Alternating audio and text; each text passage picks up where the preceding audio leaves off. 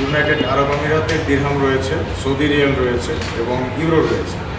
তো এই সব যে টাকাগুলো জাল তৈরি করেছে এগুলোর বর্তমানে বাজার মূল্যে যদি হিসাব করি, যদি এটা আসল হিসেবে তারা চালিয়ে দিতে পারত, সেই ক্ষেত্রে 20 কোটি টাকা বা এর অধিক মূল্যের এই টাকাগুলোর মান করে তাদেরকে জিজ্ঞাসাবাদ করেছি তারা এটা কোথায় থেকে করেছে। সে আন্দরকিল্লার একটা জায়গার নাম বলেছে, একটা দোকানের। আমাদের টিম সেখানে গিয়েছে এবং সেখানকার প্রিন্টার থেকে প্রিন্ট হয়েছে কিনা এটা আমরা তাদেরকে জিজ্ঞাসাবাদ করে পরবর্তীতে নিশ্চিত হতে পারি। যদি নিশ্চিত হতে পারি সেক্ষেত্রে তাদেরকেও আমরা অ্যারেস্ট করব।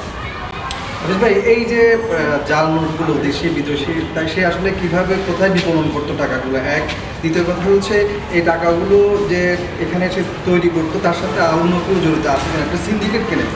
আচ্ছা, এটা একটা বড় সিন্ডিকেট। এই সিন্ডিকেটটা আমরা এই একটু দামি মুদ্রাগুলোই প্রিন্ট করেছি।